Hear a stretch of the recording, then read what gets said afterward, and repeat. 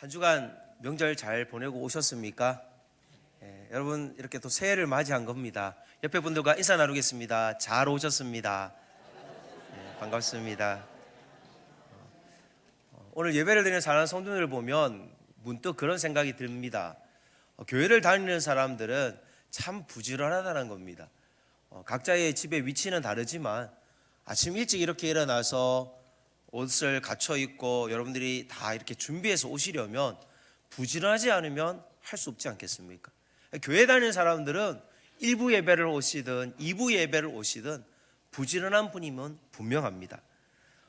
그러나 이제 가끔 제가 고민이 되는 건 성도들이 사는 직장 생활도 바쁘고 교회 생활도 바쁠 때 우리는 어떤 것을 먼저 선택해야 되는지, 때로는 우선순위에 있어서 혼동이 될 때가 있습니다.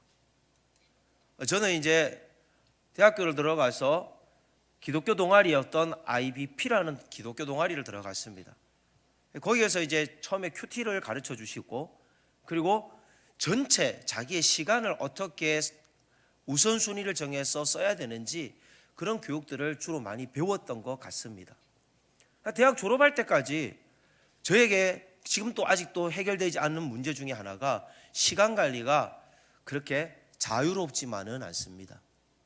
여러분은 여러분의 시간을 잘 관리하는 청직이십니까? 우리는 세상 사람들하고 뭐 다른 게 아닌 동일한 24시간을 쓰는 사람들입니다. 세상 사람들하고 동일한 일상 환경 속에서 세상 바깥에서 사는 우리가 아니라 세상 속에서 똑같이 살기에 우리가 뭐가 구별되어진 시간 쓰는 방법인지 우리 스스로에게 질문해 보지 않는다면 우리는 세상 사람들하고 똑같은 목표와 생각을 가지고 그냥 열심히 사는 톱니바퀴처럼 돌아가는 한 소모품과 같은 인생이 될 수도 있습니다. 많은 사람들이 잘 알고 있는 시를 통해 여러분의 존재가 어떤 존재인지 한번 설명을 드리겠습니다. 김춘수 시인의 꽃 아십니까? 내가 그의 이름을 불러주기 전에는 그는 다만 하나의 몸짓에 지나지 않았다. 내가 그의 이름을 불러주었을 때 그는 내게로 와서 꽃이 되었다. 내가 그의 이름을 불러준 것처럼 나의 이 빛깔과 향기에 알맞는 누가 나의 이름을 불러다오 그에게로 가서 나도 그의 꽃이 되고 싶다. 뒷부분은 생략하겠습니다. 많은 분들이 이 시는 잘 아실 겁니다. 근데 이 시가 어떻게 기록되어진 배경을 아십니까? 김춘수 시인이 중학교 선생님으로 통영에서 근무할 때 하루는 해질녘에 텅 빈 그 운동장에 담벼락 밑에 꽃이 피어져 있는 것을 보게 되었습니다. 그 꽃을 보고 그 꽃에 자기를 빗대어서 내가 저 꽃과 같은 존재구나, 그렇게 자기를 해석해서 이 시가 만들어진 겁니다. 여러분, 우리는요 어쩌면 하나님이 불러주시기 전에 우리는 죄인이었습니다. 그런데 하나님이 우리를 불러주심으로 말미암아 거듭난 사람, 얼마나 거듭난 사람이냐면 꽃보다 아름답게 거듭난 사람이 되었다는 사실입니다. 믿으십니까? 우리의 변화된 그런 삶의 결단 때문에 우리는 시간에 있어서 경건한 시간의 관리자가 되기로 결단해야 된다는 것입니다. 나름대로 이 자리에 계신 분들 중에는 정말 직장에서 18시간, 19시간도 일하는 분들도 있을 수 있습니다. 나보다 더 열심히 일하는 사람이 있으면 나와봐라, 그렇게 자신 있게 말할 분도 있습니다. 그러나 우리가 쓰는 그 시간은요, 우리가 알고 있는 크로노스의 시간만 있는 것이 아니라 카이로스의 시간이 있습니다. 시간은요 두 가지 의미가 있는데, 우리가 알고 있는 물리적인 흐름의 시간인 수평적인 직선의 규칙적인 시계 바늘이 돌아가는 크로노스의 시간도 있지만, 하나님이 각 개인에게 직접적으로 경험케 되는 특별한 만남, 카이로스의 시간이 있다는 겁니다. 좀 쉽게 설명하면 야곱이 형 에서에게 미움을 받아서 20년 동안 도망갔다가 다시 형을 만나러 왔는데, 형이 자기를 또 맞이할 때 얼마나 많은 사람들을 데리고 옵니까? 그때 막 두려워서 야복강에서 하나님의 천사하고 막 씨름을 하며 기도하지 않습니까? 그때 하나님을 만납니다. 그때 분이엘의 하나님을 만납니다. 바로 야곱의 그 시기가 바로 카이로스 시간입니다. 신약에는요, 돈 많은 삭개오 여리고성에서 나름대로 좀 지역 유지였는데 사람들은 그를 다 나쁜 놈이라고, 로마에 빌어붙은 사람이라고, 그를 매국노라고 미워했습니다. 근데 이 삭개오의 외로움을 예수님이 아시고 내가 오늘 너의 집에 유하겠다 했을 때 그의 인생은요, 카이로스의 시간으로 바뀌게 됩니다.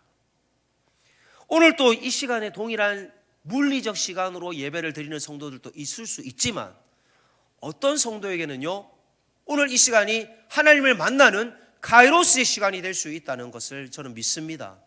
오늘 예배를 드리는 모든 성도들에게 하나님을 만나시는 그런 카이로스 시간이 되시기를 예수님의 이름으로 축복드립니다. 여러분, 마가복음 1장 15절에 보면 이르시되 때가 찼고 하나님의 나라가 가까이 왔으니 회개하고 복음을 믿으라. 여러분, 복음을 믿으시기를 바랍니다. 하나님, 이 복음을 믿는 우리는요, 크리스찬이라 그러는데 크리스찬은 세 가지의 방법으로 시간을 관리할 수 있어야만 됩니다. 첫 번째는 지혜가 필요하다는 겁니다. 오늘 보면 5장 15절을 보시면 그런즉 너희가 어떻게 행할지를 자세히 주의하여 지혜 없는 자같이 하지 말고 오직 지혜 있는 자같이 하여. 그럼 전쟁을 하면요, 승산이 있을지 없을지를 계산해보고 시비를 붙습니다. 뭐 전쟁이 너무 막연하면 운전을 하다가 내 앞에 거슬리는 사람이 있으면 클락션을 눌렀어요. 그러면 그 사람이 갑자기 내 옆에 딱 오더니만 창문을 내려요. 근데 그 상대방의 얼굴을 보고 상대방 얼굴이 너무 인상이 더러우면 창문을 내리지 않고 그냥 우리는 쭉 가버립니다. 굳이 부딪힐 필요가 없는 겁니다. 여러분, 우리는 상대방의 얼굴만 봐도 우리가 싸움을 할지 말지에 대한 마음에 말싸움을 할지 말지에 대한 것도 판단을 합니다. 당시에 이 지혜를 구했던 헬라인들, 얼마나 지혜를 좋아했는지 철학자들이 모여서 아덴에서 늘 회의하고 토론하는 것을 좋아했습니다. 그런데 바울은요, 이 헬라인들에게 복음을 전하면서 지혜롭게 복음을 전하면 좋잖아요. 그런데 그의 탁월한 지식과 지혜를 가지고 설명하지 않고 하나님의 전도라는 무식한 방법으로 십자가의 도만 증거했다는 겁니다. 이게 무슨 말이냐? 바울에게는요, 최고의 지혜가 십자가였기 때문입니다. 지혜의 근본은 성경의 잠언에 보면요, 여호와를 경외하는 것이 지혜의 근본이라는 말씀을 이 사도 바울은 믿었습니다. 여러분은 어떻습니까? 십자가의 도가 여러분에게는 어떤 의미입니까? 옛말에 돈을 잃으면 조금 잃는 것이고, 명예를 잃으면 많이 잃는 것이고, 건강을 잃으면 전부를 잃는 것이다, 모든 것을 잃는 것이다 말합니다. 오늘 예배를 드리는 사랑하는 영적인 그리스도인들 대신 사랑하는 성도 여러분, 영적인 영혼의 건강 관리를 잘 하고 계십니까? 그게 바로 오늘 다 잃지 않는 하나님의 지혜라는 겁니다. 요즘 세탁기가 참 좋더라고요. 버튼만 누르면, 옛날에는 직접 빨래를 해야 됐지만요, 시내가에 가서, 지금은 그렇지 않잖아요. 버튼만 누르면 자동적으로 물이 쏟아지고 빨랫감을 돌리고 그리고 헹구고 짜고 다시 건조까지 합니다. 뭐 건조기에 집어넣으면 아주 탈수까지 깔끔하게 되죠. 근데 이 과학이 발달되어지면 나중에 저는 생각하기에 다림질까지 되는 세탁기가 나오지 않겠나. 워낙 그런 생각 안 해보셨습니까? 핸드폰이 생길 줄이 어떻게 알았겠습니까? 만화상에서만 봤던 걸 우리는 지금 다 가지고 있지 않습니까? 세상은요, 우리에게 더 천문 과학의 시설로 우리를 행복의 길로 소개하는 것처럼 보이지만 그것을 써도 우리의 마음은요, 여전히 해결되지 않는 허전함이 있습니다. 행복이 채워지지 않는 겁니다. 세상은 우리에게 가짜 행복을 진짜인 것처럼 포장해서 우리에게 유혹을 합니다. 여러분, 저는 여러분들 중에 누가 외제차를 타는지 저는 잘 모릅니다. 그런데 외제차를 타시는 분들이 왜 외제차를 탈까요? 다 다양하겠지만 이런 얘기를 누가 하더라고요. 외제차를 타는 사람은 승차감 때문에 탄다. 맞습니까? 아니라는 겁니다. 승차감 때문에 타는 게 아니고 하차감 때문에 탑니다. 내가 차에서 딱 내리는 순간 내가 외제차 타는 사람이고 나를 사람들이 봐주는 시선 때문에 그 맛에 타는 겁니다. 여성들이 다이아몬드 반지를 좋아합니까? 싫어합니까? 좋아합니다. 왜죠? 네, 내가 다이아몬드가 있다는 거죠. 그런데 이게 알이 굵어야 돼요.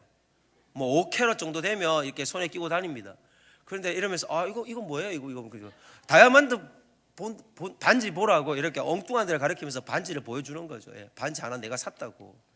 그러나 10캐럿 다이아몬드 반지 가진 사람을 만나게 되면 그 여성의 기쁨은 만족이 들까요? 그렇지 않을 것 같습니다. 살면서 우리는요, 거짓된 행복, 하나님이 주지 않는 그런 세상의 행복 때문에 때로는 많은 것을 지금 또 소유하고 있지만 우울하고 불안하고 공황장애를 겪기도 합니다. 살면서 여러분 어떤 것을 결정해야 될지 고민해 본 적 있습니까? 자녀의 진로 문제 때문에, 배우자의 선택의 문제 때문에, 직장의 선택의 문제에 있어서 여러분 어느 부서를 맡아야 될지, 심지어 주식을 하는 사람들도 그런 주식하는 사람들의 쓰는 말 중에 무릎으로 들어가서 어깨 높이에서 나와야 된다, 그런 말들이 있잖아요. 우리는 사실 언제 물러서야 될지, 언제 들어가야 될지 잘 모릅니다. 하나님 없이 여러분의 스스로 판단에 의해 때로는 실패해 보신 적은 없습니까? 하나님의 템포랑 같이 가지 않고 여러분이 먼저 성급하게 결정했다가 나중에 하나님 앞에서 후회해 본 적 없습니까? 하나님이 알려주시면 실수하지 않는데 지혜의 근본이신 하나님께 묻지 않고 여러분의 독단적인 판단은 없으셨습니까? 지혜의 근본이신 하나님을 여러분들 의지하시기를 소망합니다. 그러면요, 여러분의 삶은 하나님께서 환하게 해주실 겁니다. 여러분 한번 해볼까요? 여러분의 삶이 환하게 되시길 축복합니다. 그러나 여러분이 하나님의 지혜를 찾지 않으면요, 여러분의 인생은 화가 날 것입니다. 화가 나실 것입니까? 환하게 되실 것입니까? 그러면 옆에 분들과 인사 나누겠습니다. 환하게 되시기 바랍니다. 여러분 얼굴은요, 환하게 되시기 바랍니다 이런 것 같아요. 다시 한번 웃으시면서 환하게 되시기 바랍니다. 아멘. 크리스찬의 시간관리 두 번째 방법은 시간을 아껴 쓸 줄 알아야만 합니다. 지혜로운 사람들은요, 학창 시절에 보니까 2달 전에 시험 기간을 미리 예상하고 문제지를 사서 매일 풀어야 될 진도들을 공부 잘하는 친구들은 풉니다. 그리고 공부 못하는 친구들이 공부를 가르쳐주는 친구들도 있습니다. 그러면서 자기가 더 복습을 하는 거죠. 근데 그런 아이들은 좋은 대학을 대부분 갔고 대부분은 안정적인 직장, 성공할 수도 있고 실패할 수도 있지만 그래도 안정적인 좋은 기업에 취업한 경우들을 많이 봤습니다. 여러분, 꿈의 씨앗을 심어라는 이 책을 여러분에게 한번 소개해드리고자 합니다. 이 책의 저자는요, 황성주 박사입니다. 이분은 광주 제1고등학교를 입학을 했는데 전교생 입학 서열로 자기가 한 450등 정도의 성적이었다고 합니다.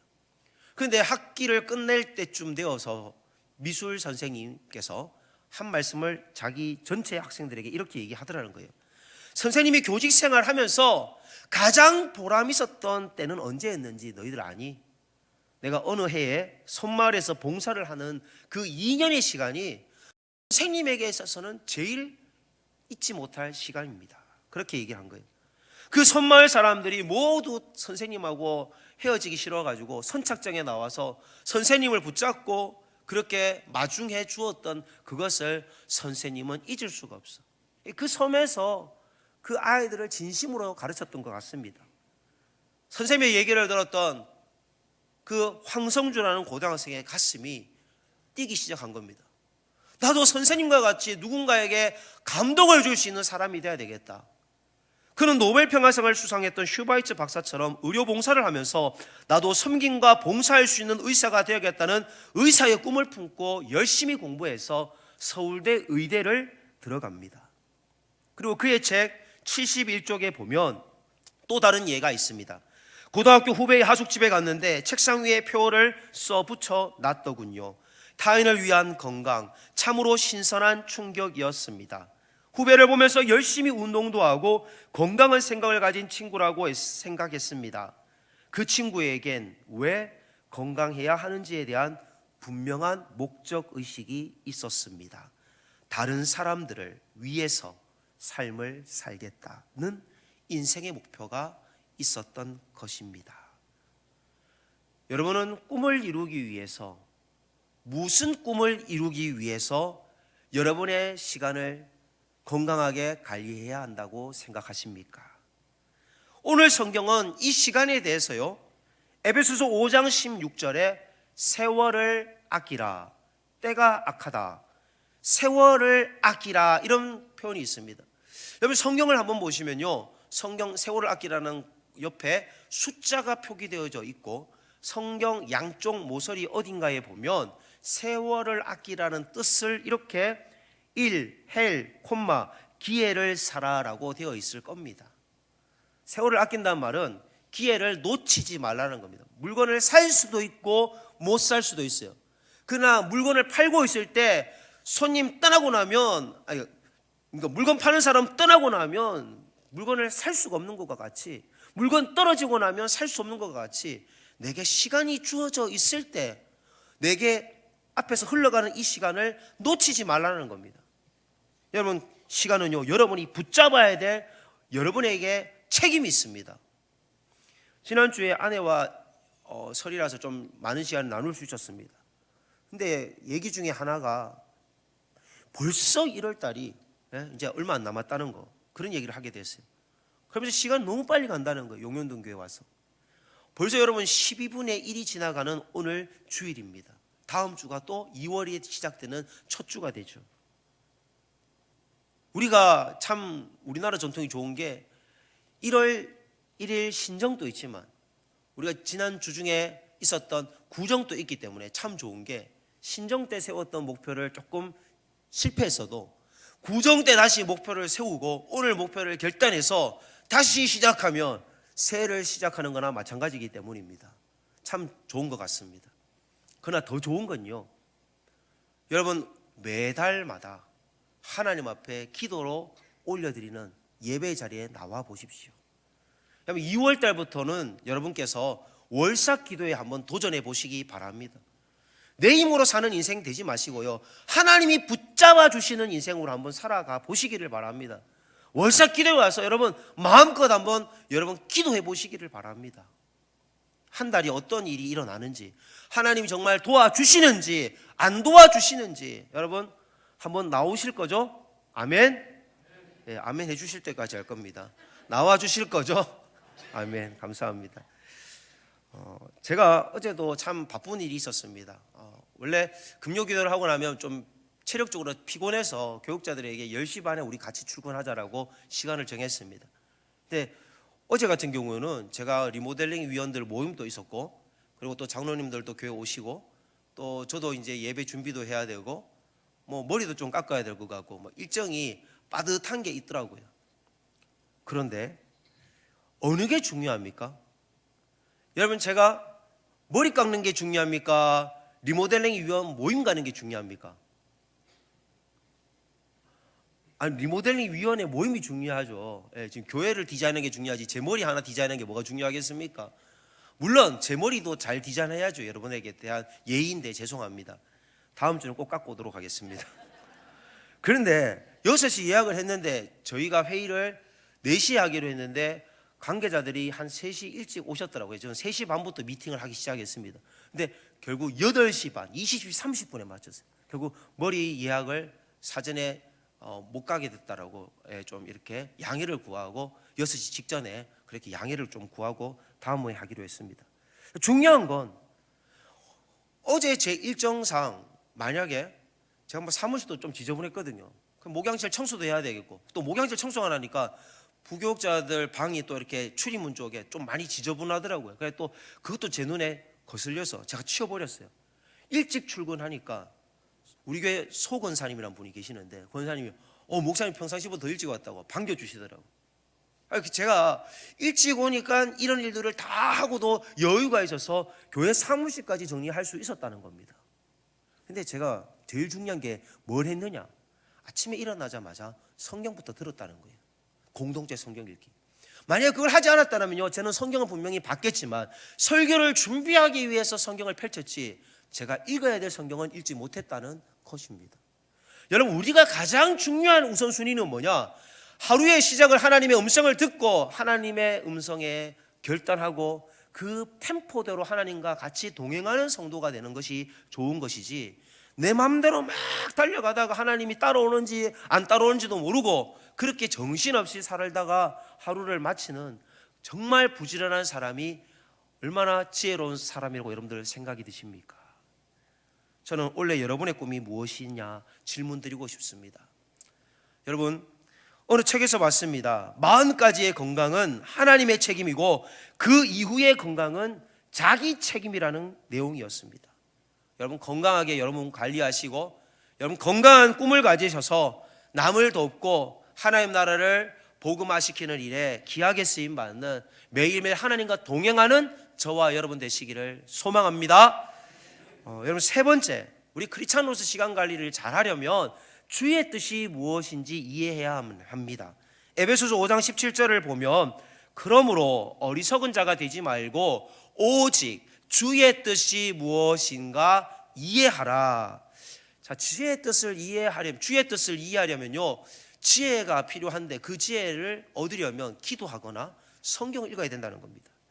그래서 성경에도요, 주의 뜻이 이런 것이라고 기록되어져 있습니다. 데살로니가 전서 4장 3절부터 5절에 보면 하나님의 뜻은 이것이니 너희의 거룩함이라 곧 음란을 버리고 각각 거룩함과 존귀함으로 자기의 아내 대할 줄을 알고 하나님을 모르는 이방인과 같이 세욕을 따르지 말고, 그러니까 자기 정욕대로 살지 말라는 거죠.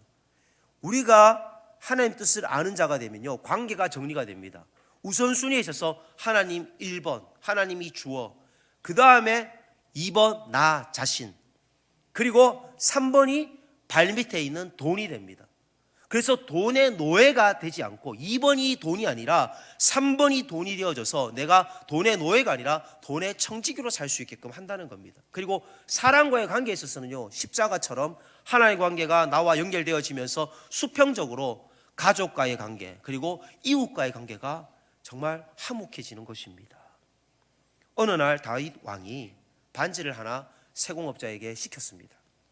반지 세공업자에게 최고로 아름다운 반지를 하나 만들고 거기에 내가 생각할 때 내가 승리를 거두고 와서 너무 기분이 도취되어졌을 때에 교만하지 않도록, 그리고 내가 전쟁에서 졌거나 아니면 절망에 빠졌을 때 나를 위로해 줄 수 있는 그런 용기 줄 수 있는 글을 이 반지에 새겨서 오라 그랬습니다.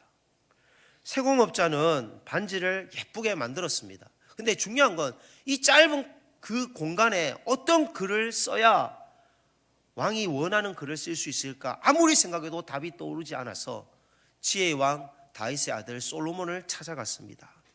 왕자님, 부침개에서 기쁠 때 교만하지 않게 하고 절망에 빠졌을 때 용기를 줄 수 있는 글귀를 반지에 새기라고 하시는데 어떤 글귀를 새기면 좋겠습니까?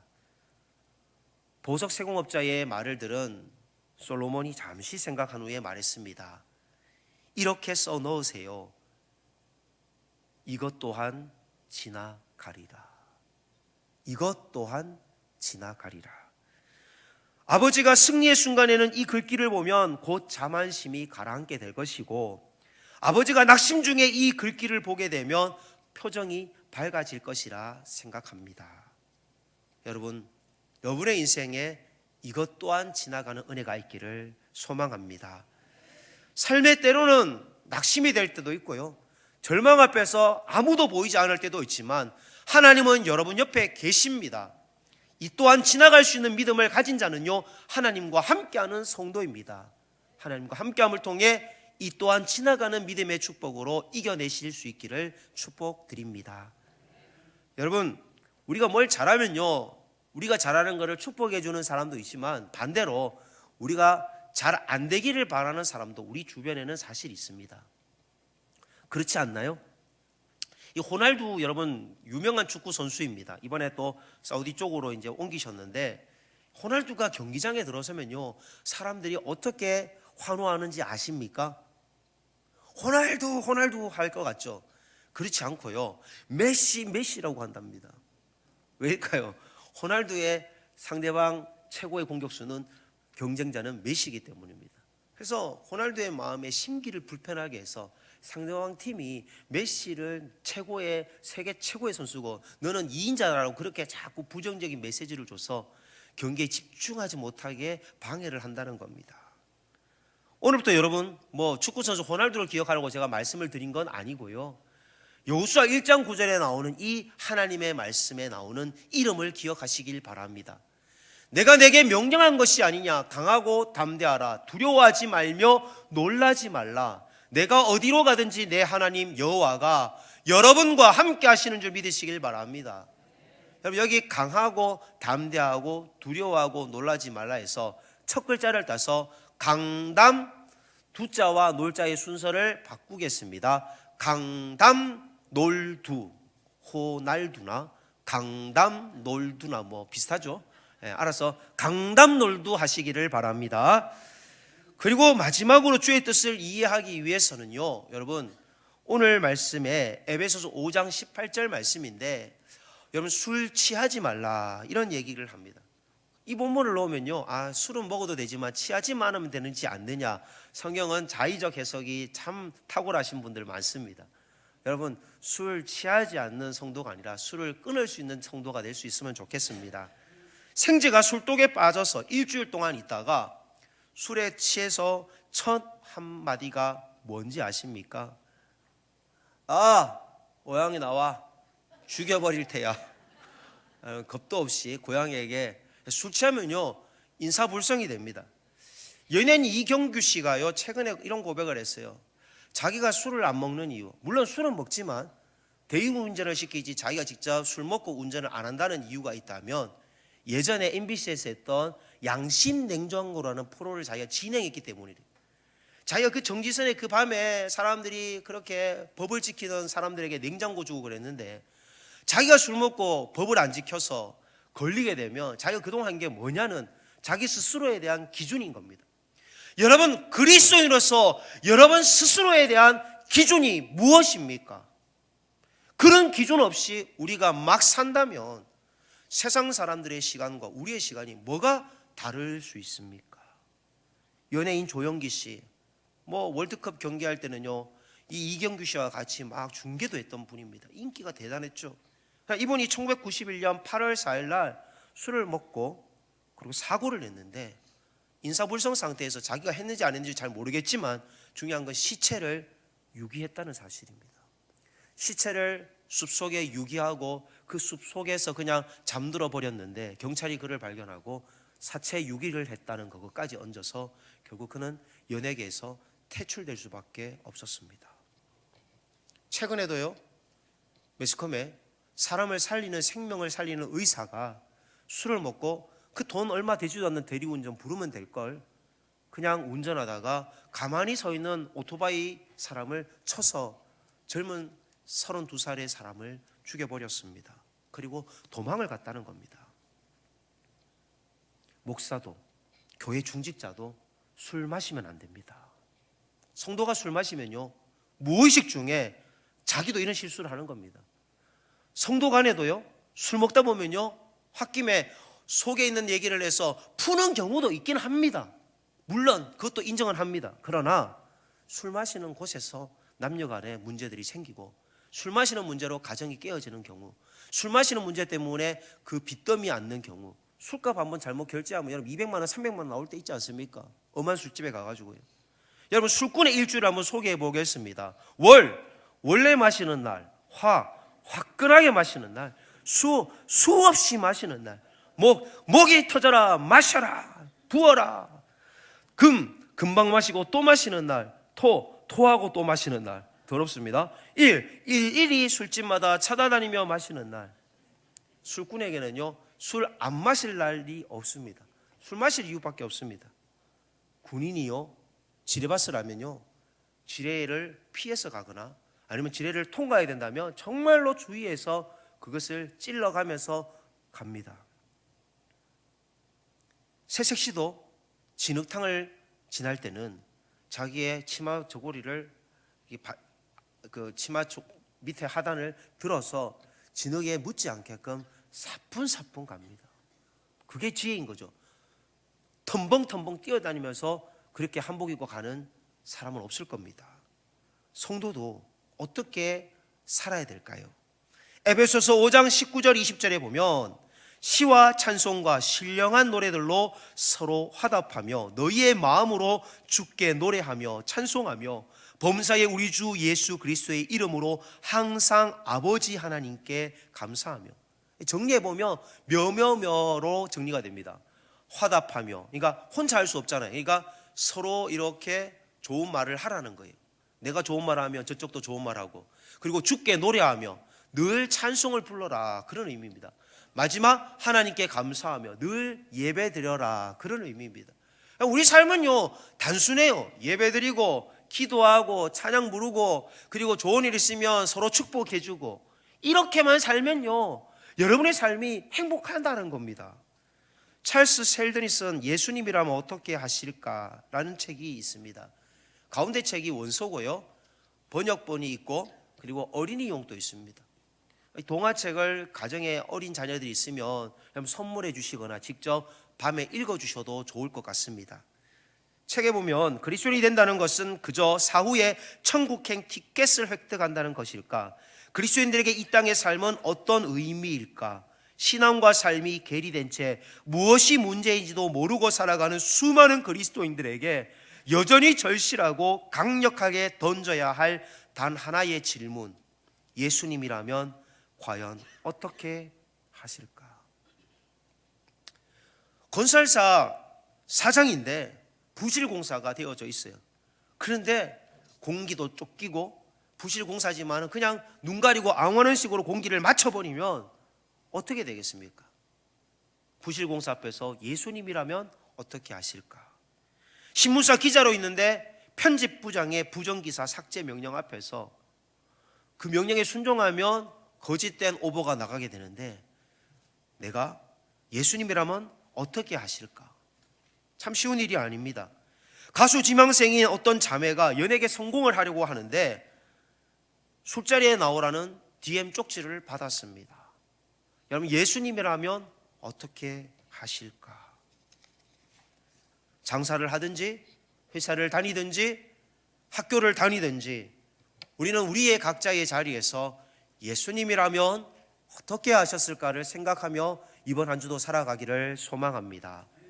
우리는 때로는 넘어집니다. 때로는 실패합니다. 그러나 주님은요 우리를 포기하지 않으십니다. 우리 주님은 우리를 이렇게 붙잡고 있어서 내가 주님을 때로는 버리고 잊어버려도요 우리를 꼭 쥐고 계십니다. 우리 안에 살아계시는 성령님께서 우리 안에 성령의 충만함으로 우리를 붙잡아 주시기만 하면 우리는 약한 세상에서 거룩한 구별되어진 성도로 시간을 사용할 수 있습니다. 성령 충만함으로 직장 생활을 하시는 성도님들, 성령 충만함으로 가정 생활을 하시는 성도님들, 성령 충만함으로 학교 생활을 하시는 성도님들, 여러분 어떤 모습일지 한번 마음속에 그려보시기를 바랍니다. 우리의 삶에 오늘도 성령님께서 말씀하십니다. 술 취하지 말고 성령이 충만함을 받아라. 세월을 아끼라. 어리석은 자가 되지 말고 오직 주의 뜻이 무엇인지 이해하라. 지혜 있는 자같이 오늘도 결단할 수 있도록 찬양하겠습니다.